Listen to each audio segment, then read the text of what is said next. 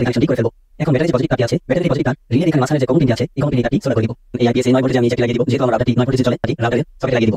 তো এখন যদি আমি আইপিএস এর এই সুইচটি অন করে দিই, ব্যাটারির এই সুইচটি, তাহলে রাউটারটি চালু হয়ে যাবে। তো সুইচটি আমি এখন অন করতেছি, দেখতে পাচ্ছেন এখানে আইপিএস চালু হয়ে গেল। প্লাস এখানে রাউটারে যদি আপনি একটু লক্ষ্য করেন, এখানে রাউটারটি এখন আমাদের সবার বাড়িতেই প্রায় ওয়াইফাই আছে, আর এই ওয়াইফাইটি সবসময় সচল রাখার জন্য অবশ্যই বাড়িতে ইউপিএস থাকা দরকার, অথবা ওয়াইফাইয়ের জন্য মিনি ইউপিএস থাকা দরকার। তবে পুরো বাসাবাড়ির জন্য ইউপিএস বা আইপিএস ব্যবহার করাটা একটু ব্যয়বহুল, কিন্তু শুধুমাত্র ওয়াইফাইয়ের জন্য আপনি একটি মিনি ইউপিএস তৈরি করতে পারবেন, এবং তা নিজেই। এই মিনি ইউপিএসটি খুবই কম খরচে তৈরি করা যাবে, যা আপনি নিজেই বাড়িতে বসেই তৈরি করে নিতে পারবেন। আর তার জন্য অবশ্যই আপনাকে সম্পূর্ণ ভিডিওটি দেখতে হবে। তো চলুন কথা না বাড়িয়ে ভিডিওটি শুরু করা যাক। আচ্ছা, তো আপনারা যারা আমার চ্যানেলটি এখনও সাবস্ক্রাইব করেননি, তারা চ্যানেলটি সাবস্ক্রাইব করে বেল নোটিফিকেশন অন করে দিয়ে রাখবেন। আর যারা চ্যানেলটি সাবস্ক্রাইব করে ফেলেছেন, থ্যাংক ইউ সো মাচ। সবাই ভিডিওতে লাইক দিবেন, ভিডিওটি শেয়ার করে দিবেন। এখানে আপনারা দেখতে পাচ্ছেন প্রয়োজন মতো একটি বক্স বানিয়ে নিয়েছি, যে বক্সে এখানে 3টি পয়েন্ট রাখা যাবে আউটপুট ভোল্টেজের জন্য, 5 ভোল্টেজ, 12 ভোল্টেজ এবং 9 ভোল্টেজ। আর এই পাশে যদি একটু লক্ষ্য করেন, এখানে একটি সকেট দেখতে পাচ্ছেন। এই সকেট দিয়ে চার্জারের পিন বসানো হবে। আর এই যে এই দুইটা হচ্ছে এলইডি বসবে। আর এই পাশে একটি সুইচ লাগানো হয়েছে। তবে আপনি যে বক্সটি ব্যবহার করবেন, সেই বক্সটির পয়েন্ট আপনার প্রয়োজন অনুযায়ী রেখে দিবেন। আচ্ছা, তো আমি আপনাদেরকে এখন বলি এই মিনি ইউপিএসটি তৈরি করতে আপনাদের কি কি কম্পোনেন্টের প্রয়োজন হবে। এখানে দেখতে পাচ্ছেন 2টি ভোল্টেজ রেগুলেটর নিয়েছি আমি, একটি 7812 এবং 7809। এখানে আমার একটি রাউটার 9 ভোল্টেজের এবং অনু 12 ভোল্টেজের, তাই আমি এখানে এই 2টি ভোল্টেজ রেগুলেটর নিয়েছি। যদি 5 ভোল্টেজের কোনো লোড থাকে, তাহলে আপনি এখানে 7805 যে ভোল্টেজ রেগুলেটর আছে সেটিও ব্যবহার করতে পারেন। এরপর প্রয়োজন হবে 2টি হিটসিংয়ের। এরপর প্রয়োজন হবে 3টি ক্যাপাসিটরের। একটি ক্যাপাসিটরের ভোল্ট হবে 35 ভোল্ট, আরেকটি ক্যাপাসিটরের ভোল্ট হবে 25 ভোল্ট, আরেকটি ক্যাপাসিটরের ভোল্ট হবে 16 ভোল্ট। তবে ক্যাপাসিটরের যে মাইক্রোফ্যারাড, এটা একটু বেশি নেওয়ার চেষ্টা করবেন। 35 ভোল্টেজের যে ক্যাপাসিটর, সেই ক্যাপাসিটরটি একটু বেশি মাইক্রোফ্যারাডের নেবেন, যেমন 2000 বা 2500। আর বাকি যে 2টি ক্যাপাসিটর 25 ভোল্ট এবং 16 ভোল্ট, এই 2 ক্যাপাসিটরটি একটু কম মাইক্রোফ্যারাডের নিলেও সমস্যা হবে না। তবে বেশি মাইক্রোফ্যারাডের ক্যাপাসিটর যদি থাকে, সেটি ব্যবহার করবেন। এরপর প্রয়োজন হবে 1N5408 নাম্বারের 3টি ডায়োড। এরপর প্রয়োজন হবে 1N4007 নাম্বারের 2টি ডায়োড। এরপর প্রয়োজন হবে 2টি এলইডি, এলইডির কালার হবে ভিন্ন। আর 2টি এলইডির জন্য এখানে 1K একটি রেজিস্টর প্রয়োজন হবে। এরপর প্রয়োজন হবে একটি ভোল্টেজ স্টেপ আপ মডিউল। আপনারা এখানে যে কোনো ধরনের ভোল্টেজ স্টেপ আপ মডিউল ব্যবহার করতে পারবেন। আমার হাতে যে মডিউলটি দেখতে পাচ্ছেন, এটি ভোল্টেজ স্টেপ আপও স্টেপ ডাউনও, এটি দুটিই কাজ করে। তবে আপনারা এখানে শুধুমাত্র ভোল্টেজ স্টেপ আপ মডিউলটি ব্যবহার করবেন, কারণ এখানে আমার হাতে যেটি দেখতে পাচ্ছেন এর একটু দাম বেশি। তো এত দামের আপনাদের লাগানোর প্রয়োজন নেই, কারণ আপনাদের শুধুমাত্র দরকার ভোল্টেজ আপ করার। আমার কাছে এই মডিউলটি ছিল জন্য আমি এই মডিউল দিয়েই আপনাদেরকে কানেকশনটি করে দেখাবো। তবে আপনারা এখানে শুধুমাত্র ভোল্টেজ স্টেপ আপ মডিউলটি ব্যবহার করতে পারেন, সেটি ডিসপ্লে যুক্ত হোক অথবা ডিসপ্লে ছাড়া হোক। অথবা আপনারা চাইলে এই মডিউলটিও ব্যবহার করতে পারেন, তবে সেক্ষেত্রে আপনাদের খরচটা একটু বেড়ে যাবে। আচ্ছা, তো এরপর প্রয়োজন হবে একটি 12 ভোল্টেজের রিলে। এরপর প্রয়োজন হবে, এখানে দেখতে পাচ্ছেন স্ক্রু। এই স্ক্রুগুলো ব্যবহার করব হচ্ছে হিটসিং লাগানোর জন্য ভোল্টেজ রেগুলেটর আইসিতে। আর এখানে এখন দেখতে পাচ্ছেন 12 ভোল্টেজের জন্য ডিসি মেইল জ্যাক। এই জ্যাকটি আপনাদের প্রয়োজন হবে 4টি, তবে সেটা এখন প্রয়োজন হবে না। আপনারা যখন অনু এবং রাউটারে কানেকশন দিবেন তখন প্রয়োজন হবে। এরপর প্রয়োজন হবে 12 ভোল্ট ডিসি ফিমেল সকেট। এই সকেটটি লাগবে 3টি অথবা 4টি। তো আমি এখানে 3টি ব্যবহার করব, আউটপুট ভোল্টেজের জন্য 2টি এবং ইনপুট ভোল্টেজের জন্য 1টি। তো আপনারা এখানে 3টি অথবা 4টি ব্যবহার করতে পারেন এক্সট্রা আউটপুট বের করার জন্য। আচ্ছা, তো এখানে একটু লক্ষ্য করুন। এখন এই যে সকেট, এই সকেটের পিনের পজিটিভ এবং নেগেটিভ পিন অবশ্যই আপনাকে আগে চিনতে হবে। এখানে যে বড় মোটা পিনটি দেখতে পাচ্ছেন এটি হচ্ছে পজিটিভ, আর এই ছোট যে দুইটি পিন দেখতে পাচ্ছেন এই দুইটি হচ্ছে নেগেটিভ। মোটা এই পিন পজিটিভ এবং বড় এই দুইটি নেগেটিভ। এরপর প্রয়োজন হবে একটি সুইচের। এখানে দেখতে পাচ্ছেন সুইচটি আমি আগে থেকেই এই বক্সে লাগিয়ে রেখেছি। তো এরকম একটি সুইচের প্রয়োজন হবে। আর যে সকেটগুলি দেখতে পাচ্ছেন সে সকেটগুলো আমি বক্সে লাগিয়ে নিয়েছি, যাতে ভিডিওটি খুব বড় না হয়।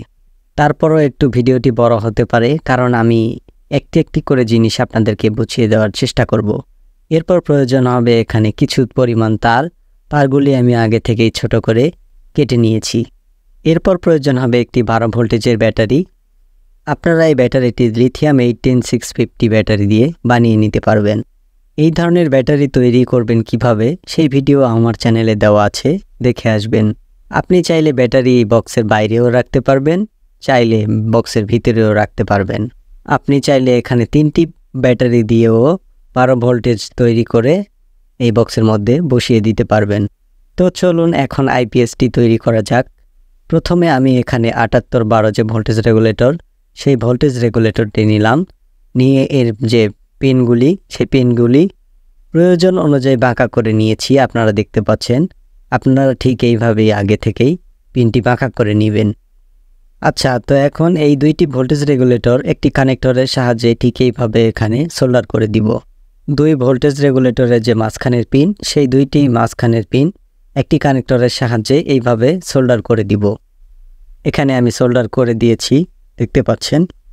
এরপর 7812 যে ভোল্টেজ রেগুলেটর, প্রথম ভোল্টেজ রেগুলেটর, এই প্রথম ভোল্টেজ রেগুলেটরের 1 নাম্বার পিন থেকে 2 নাম্বার যে ভোল্টেজ রেগুলেটর 7809, এই ভোল্টেজ রেগুলেটরের প্রথম পিনে একটি তার সোল্ডার করে দিব। মানে দুইটি ভোল্টেজ রেগুলেটরের যে 1 নাম্বার পিন, এই 1 নাম্বার পিন দুটি একটি তারের সাহায্যে সোল্ডার করে দিয়েছি।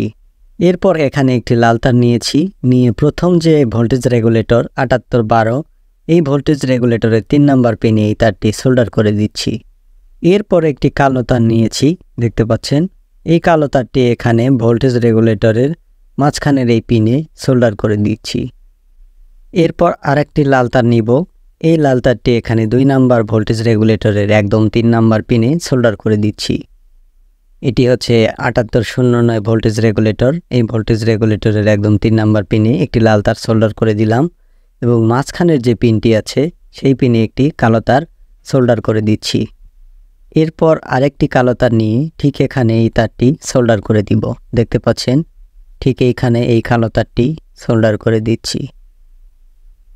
এরপর একটি লাল তার নিয়ে এই প্রথম পিনে এটি সোল্ডার করে দিব।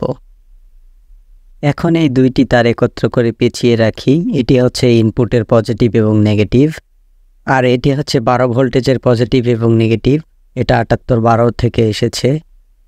আর এটি হচ্ছে 9 ভোল্টেজের নেগেটিভ এবং পজিটিভ, যা 7809 ভোল্টেজ রেগুলেটর থেকে এসেছে। আর এই যে তারটি দেখতে পাচ্ছেন, এটি হচ্ছে ইনপুট ভোল্টেজ দেওয়া হবে এখান থেকে। এরপর এখানে একটি ক্যাপাসিটর লাগাতে হবে 35 ভোল্টেজের। এখানে ক্যাপাসিটরের মাইক্রোফ্যারাডটি একটু বেশি দিবেন আপনারা। আমার কাছে এই মাইক্রোফ্যারাডের ক্যাপাসিটর আছে জন্য আমি এটাই লাগিয়ে দিচ্ছি, তবে একটু বেশি দেওয়ার চেষ্টা করবেন। মাইক্রোফ্যারাড ভোল্টেজ 35 হলেই চলবে। তো এই ক্যাপাসিটরটি ঠিক এখানে এইভাবে বসিয়ে দিব। ভোল্টেজ রেগুলেটরের যে 1 নাম্বার পিন আছে, এই 1 নাম্বার পিনের দিকে ক্যাপাসিটরের পজিটিভ, এবং যে দ্বিতীয় নাম্বার মাঝখানে যে পিনটি আছে সেখানে ক্যাপাসিটরের নেগেটিভ পিনটি সোল্ডার করে দিব, ঠিক এইভাবে। আশা করি বুঝতে পেরেছেন। তো আমি এখানে সোল্ডার করে দিচ্ছি। ক্যাপাসিটরটি সোল্ডার করা শেষ, এখানে দেখতে পাচ্ছেন।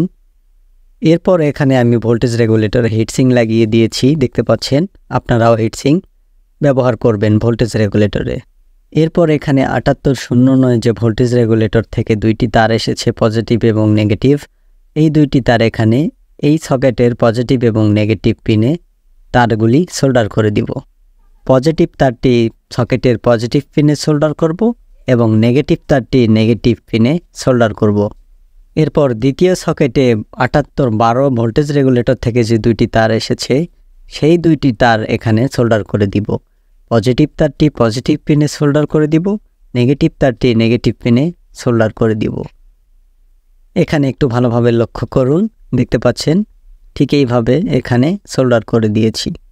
এখন 25 ভোল্টেজের যে ক্যাপাসিটর, এই ক্যাপাসিটরটি এই সকেটের পজিটিভ এবং নেগেটিভ পিনে সোল্ডার করে দিব।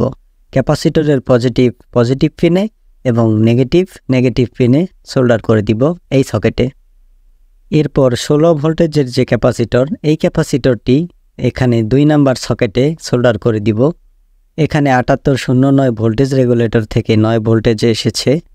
এখানে এই সকেটের এখানে এই 16 ভোল্টেজের ক্যাপাসিটরটি সোল্ডার করে দিব। এখানে সকেটের নেগেটিভ পিনে ক্যাপাসিটরের নেগেটিভ পিন সোল্ডার করব এবং পজিটিভ পিনে পজিটিভ পিন সোল্ডার করে দিব। সোল্ডার করা শেষ। আপনারা একটু ভালোভাবে দেখুন, এখানে ঠিক এইভাবে সোল্ডার করে দিবেন। এখন 1N5408 একটি ডায়োড নিব। এই ডায়োডটি ঠিক এই পাশ করে এই সকেটের এখানে ঠিক এইভাবে সোল্ডার করে দিব। আচ্ছা, তো এখানে দেখতে পাচ্ছেন এই সকেটের পজিটিভ পিনে এই ডায়োডটি ঠিক এইভাবে এই পাশ করে সোল্ডার করে দিয়েছি। এরপর আপনি যে ভোল্টেজ স্টেপ আপ মডিউলটি ব্যবহার করবেন, এর ইনপুটে 2টি তার সোল্ডার করবেন, পজিটিভ এবং নেগেটিভে। এখানে আমি এই মডিউল ব্যবহার করতেছি জন্য এই না যে এই মডিউলই আপনাদেরকেও ব্যবহার করতে হবে। আমার কাছে অন্য ধরনের কোনো ভোল্টেজ স্টেপ আপ মডিউল বর্তমানে নাই, এই জন্য আমি এই মডিউলটি ব্যবহার করতেছি। আমার এই মডিউলটি ভোল্টেজ স্টেপ আপ এবং ভোল্টেজ স্টেপ ডাউন দুইটিই কাজ করে, এই জন্য এই মডিউলের দাম বেশি। তার উপর আবার এখানে এই মডিউলের ডিসপ্লে আছে, তাই এর দাম বেশি। তো আপনাদের এই মডিউলটি লাগানোর প্রয়োজন নেই, আপনারা শুধুমাত্র ভোল্টেজ স্টেপ আপ মডিউলটি এখানে ব্যবহার করবেন, যার দামটা একটু অনেক কম। আচ্ছা, তো ভোল্টেজ স্টেপ আপ মডিউলের ইনপুটের যে নেগেটিভ তার, সেই নেগেটিভ তারটি এই সকেটের নেগেটিভ পিনে সোল্ডার করে দিচ্ছি। এরপর ভোল্টেজ স্টেপ আপ মডিউলের যে পজিটিভ তার, এই পজিটিভ তারটি এই ডায়োডের এই মাথায় সোল্ডার করে দিচ্ছি। এরপর ভোল্টেজ স্টেপ আপ মডিউলের যে আউটপুট বের হবে, সেই আউটপুটে এখানে ভোল্টেজ রেগুলেটরগুলো থেকে যে ইনপুটের তারটি নিয়ে এসেছিলাম, সেই তারটি এখানে আমি লাগিয়ে দিচ্ছি। আপনাদের ভোল্টেজ স্টেপ আপ মডিউলের যে আউটপুট পয়েন্ট থাকবে, সেখানে হয়তো সোল্ডার করে লাগানো লাগতে পারে।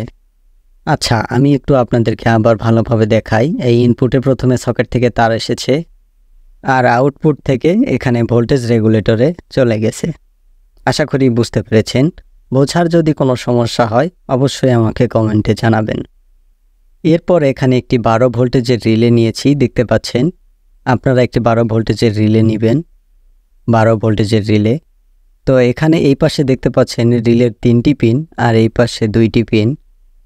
তো রিলের এই পাশের এই 3টি পিনের মধ্যে এই পিন আর এই পিন, এটি হচ্ছে রিলের কয়েলের পিন, আর মাঝখানে এই পিনটি হচ্ছে রিলের কমন পিন, আর এটি হচ্ছে এনও পিন, আর এটি হচ্ছে এই পাশের এটি হচ্ছে এনসি পিন। তো রিলের এখানে দেখতে পাচ্ছেন এই পিন আর এই পিন হচ্ছে রিলের কয়েলের পিন। এখানে কিন্তু কোনো পজিটিভ নেগেটিভ পিন নাই। তো এখন আমাদের যা করতে হবে, এখানে রিলের পজিটিভ এবং নেগেটিভ পিন বের করে নিতে হবে। এর জন্য এখানে 1N4007 যে ডায়োড, এই ডায়োডটি ব্যবহার করব।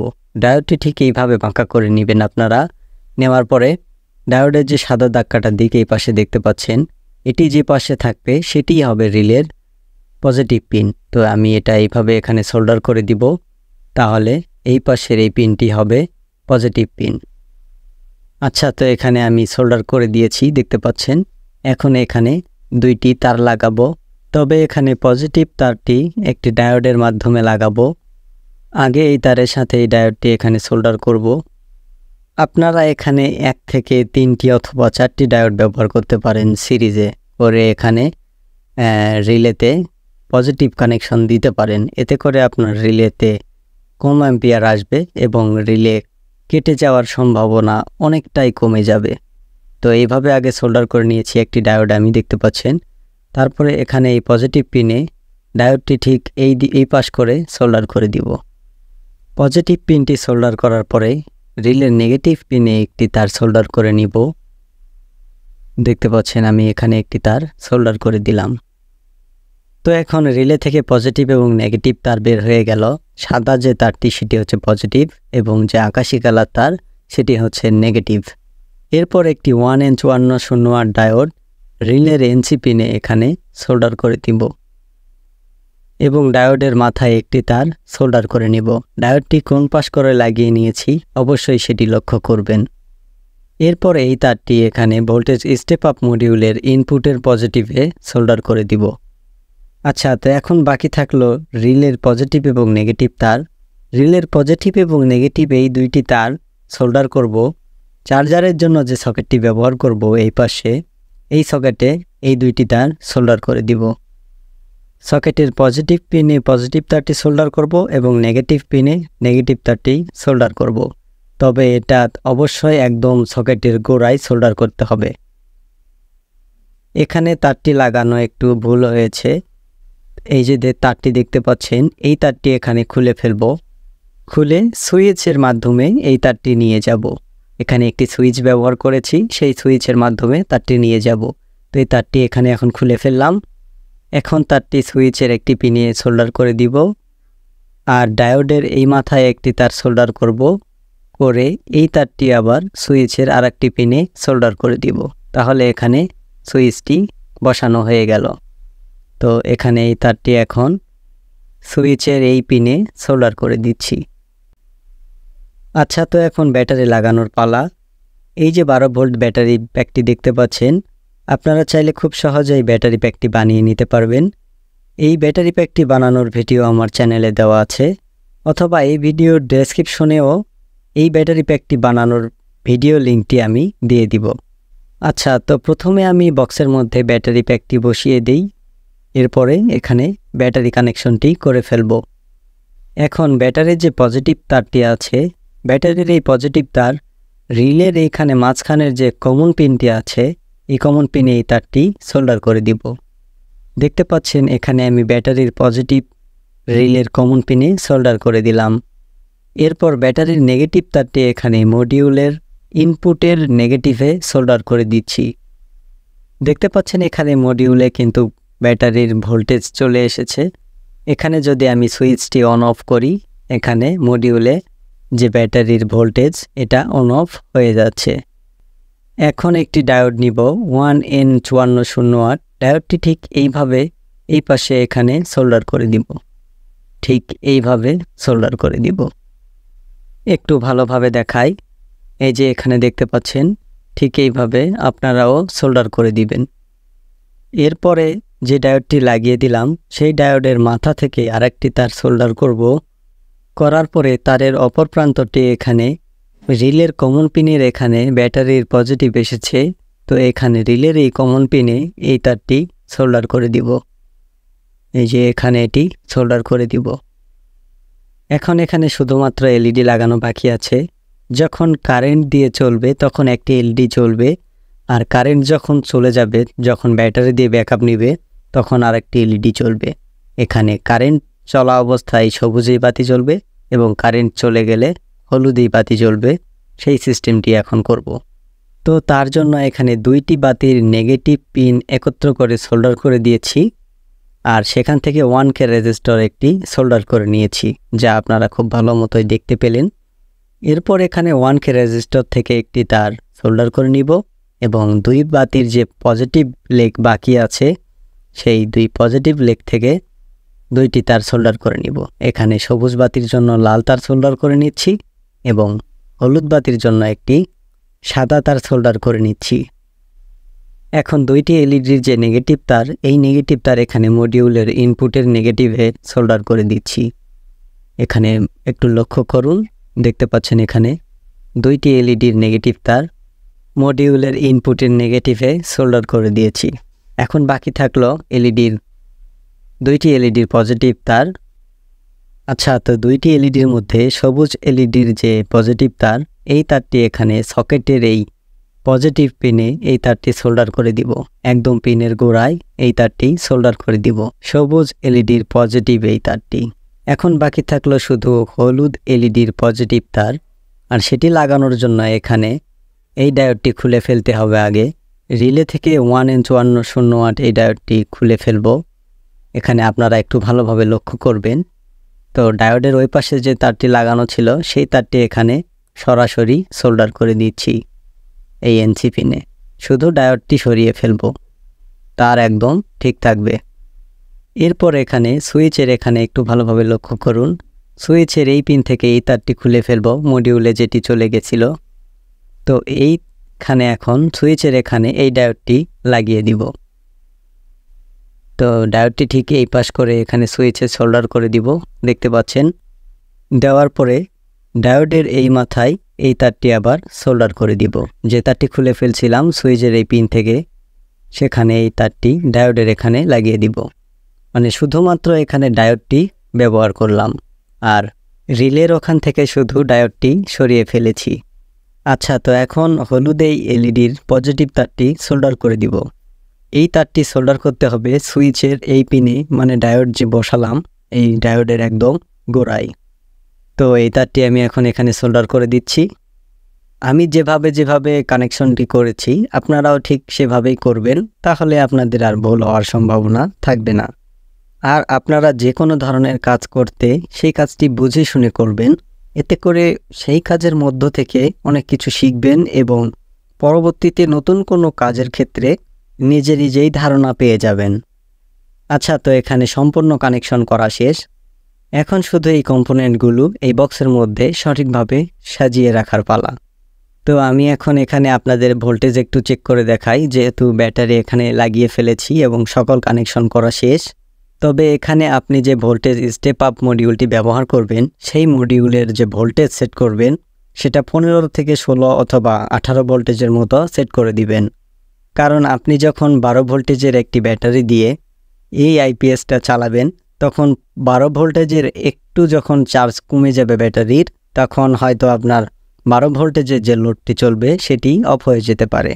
তো সেজন্য এখানে মডিউলের ভোল্টেজটি আপনি 15 অথবা 18 ভোল্টেজের মধ্যে রেখে দিবেন, যাতে 12 ভোল্টেজের ব্যাটারির চার্জটা একটু ডাউন হয়ে গেলেও এখানে মডিউল থেকে স্টেপ আপ করে আপনার ডিভাইসগুলি চালাতে পারে।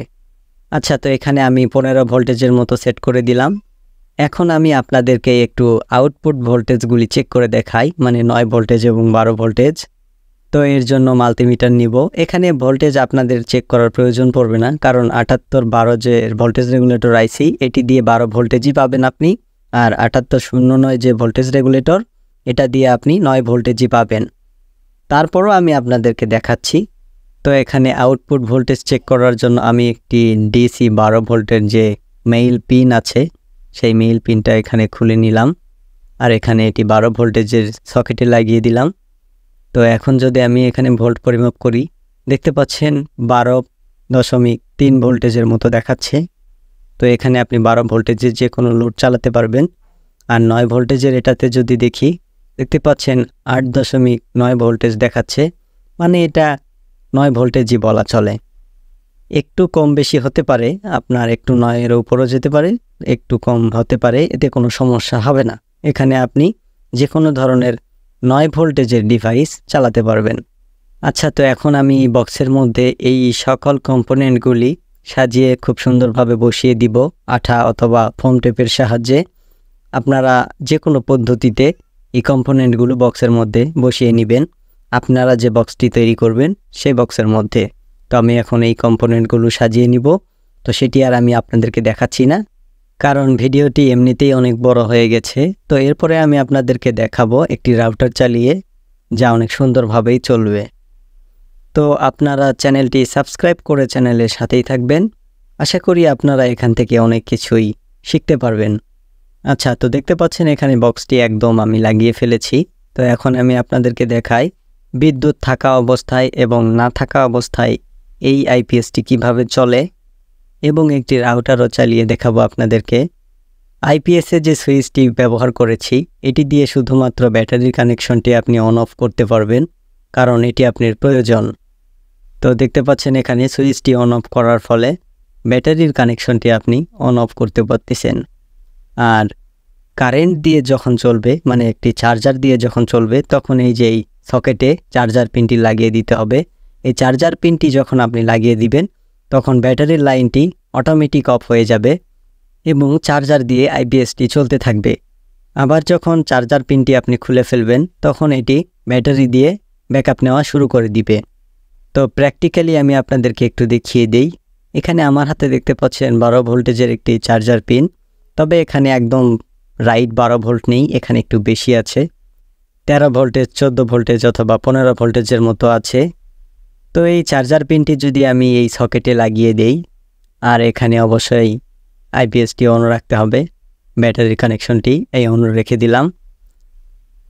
এখন যদি এই চার্জার পিনটি এই সকেটে লাগিয়ে দিই তাহলে হলুদ বাতিটি নিভে যাবে এবং সবুজ বাতিটি জ্বলে উঠবে, মানে এখন কারেন্ট দিয়ে আইপিএসটি চলতেছে এবং ব্যাটারি দিয়ে ব্যাকআপ নেওয়া অফ করে দিয়েছে। এখন যদি আমি চার্জার পিনটি খুলে ফেলি, মানে কারেন্ট চলে গেল, সেক্ষেত্রে আইপিএসটি ব্যাটারি দিয়ে ব্যাকআপ নেওয়া শুরু করে দিয়েছে অটোমেটিকভাবে। আবার যদি লাগিয়ে দিই, ব্যাটারি দিয়ে ব্যাকআপ নেওয়া অফ করে দিল। আচ্ছা, তো শেষবারের মতো আমি একবার আপনাদেরকে আউটপুট ভোল্টেজ চেক করে দেখাই। এখানে 9 ভোল্টেজে যদি দেখি, দেখতে পাচ্ছেন 8.9 ভোল্টেজ, এখানে 9 ভোল্টেজের যে কোনো লোড চালাতে পারবেন। আর 12 ভোল্টেজের যদি এখানে দেখি, দেখতে পাচ্ছেন 12.3 ভোল্টেজ, তো এখানে আপনি 12 ভোল্টেজের যে কোনো লোড চালাতে পারবেন। আমার হাতে দেখতে পাচ্ছেন একটি রাউটার, এই রাউটারটি আমি আপনাদেরকে এই আইপিএস দিয়ে চালিয়ে দেখাবো। আর এই আইপিএস দিয়ে এই রাউটারটি চালানোর জন্য এই ধরনের একটি কেবল প্রয়োজন হবে, যার 2 মাথাতেই ডিসি মেইল জ্যাক থাকবে। আর এই কেবলটি তৈরি করতে আপনাদেরকে যা করতে হবে তা একদম সোজা। আমি যদি আপনাদেরকে একটু দেখাই, এখানে আমি আপনাদেরকে এই কেবল তৈরি করে আর দেখাচ্ছি না, কারণ ভিডিও তো এমনিতেই অনেক বড় হয়ে গেছে। প্রথমে আপনি এই জ্যাকটি খুলে নেবেন, নেওয়ার পরে এখানে দেখতে পাবেন 2টা পিন মাত্র, একটি বড় একটি ছোট। তো ছোট মাঝখানে যে পিনটি আছে এটি হচ্ছে পজিটিভ তারের পিন, আর যেটি বড় পিন দেখতে পাচ্ছেন এটি হচ্ছে নেগেটিভ। তো এখানে ছোট পিনে একটি লাল তার দিবেন আর বড় পিনে একটি কালো তার দিবেন। সেমভাবে বিপরীত পাশে যে পিনটি লাগাবেন এখানেও একই আছে, সেমভাবে লাগিয়ে দিবেন, পজিটিভের সঙ্গে পজিটিভ, নেগেটিভের সঙ্গে নেগেটিভ, তাহলেই হয়ে যাবে। আচ্ছা, তো এখন এই আইপিএসে 9 ভোল্টেজে আমি এই জ্যাকটি লাগিয়ে দিব। যেহেতু আমার রাউটারটি 9 ভোল্টেজে চলে, তো এখানে আমি 9 ভোল্টেজের এই সকেটে লাগিয়ে দিলাম জ্যাকটি। এখন এই জ্যাকের বিপরীত মাথাটি রাউটারের সকেটে লাগিয়ে দিব। তো এখন যদি আমি আইপিএসের এই সুইচটি অন করে দিই, ব্যাটারির এই সুইচটি, তাহলে রাউটারটি চালু হয়ে যাবে। তো সুইচটি আমি এখন অন করতেছি, দেখতে পাচ্ছেন এখানে আইপিএসটি চালু হয়ে গেল। প্লাস এখানে রাউটারে যদি আপনি একটু লক্ষ্য করেন, এখানে রাউটারটিও চালু হয়ে গেছে। তো এখন ব্যাটারি দিয়ে ব্যাকআপ নিচ্ছে, কিন্তু আইপিএসটি নিয়ে রাউটারটি চালাচ্ছে। তো এখন চার্জার লাগিয়ে দেখব, ব্যাটারি ব্যাকআপ অফ করে দিবে এবং চার্জার দিয়ে ডিভাইসগুলি চালাতে থাকবে। তো এখন আমি 12 ভোল্টেজের এই চার্জার পিনটি এই সকেটে লাগিয়ে দিলাম, দেখতে পাচ্ছেন ব্যাটারি দিয়ে ব্যাকআপ নেওয়া অফ করে দিল এবং চার্জার দিয়ে চলতে শুরু করলো। এই জন্য সবুজ এই বাতিটি জ্বলে উঠেছে আর হলুদ বাতিটি নিভে গেছে। আর এই অবস্থাতে যদি একটু রাউটারটি লক্ষ্য করেন, দেখতে পাচ্ছেন রাউটারটি কিন্তু এখন চালু আছে, মানে এখন রাউটারটি চার্জার দিয়ে ব্যাকআপ নিচ্ছে। তবে এখানে আমি আপনাদেরকে একটি কথা বলে রাখি, আপনারা যে অণু অথবা রাউটার ব্যবহার করবেন এটি কিন্তু রিস্টার্ট নিতে পারে, যখন কারেন্ট চলে যাবে ব্যাটারি দিয়ে ব্যাকআপ নিবে, অথবা ব্যাটারি দিয়ে ব্যাকআপ নেওয়া অফ করে দিয়ে যখন চার্জার দিয়ে চলবে, সেক্ষেত্রে আপনার অণু বা রাউটারটি রিস্টার্ট হতে পারে। রিস্টার্ট সমস্যা সমাধান করার জন্য ভেতরে যে সকল ক্যাপাসিটর ব্যবহার করেছেন আইপিএসের, সে সকল ক্যাপাসিটরের মাইক্রোফ্যারাড একটু বেশি দিতে হবে, অথবা যে ডায়োডগুলো ব্যবহার করেছেন সেই ডায়োডগুলি ফাস্ট রিকভারি ডায়োড ব্যবহার করতে হবে। আশা করি বুঝতে পেরেছেন। তো আজকের ভিডিও এই পর্যন্তই, ভালো থাকবেন সবাই, ধন্যবাদ।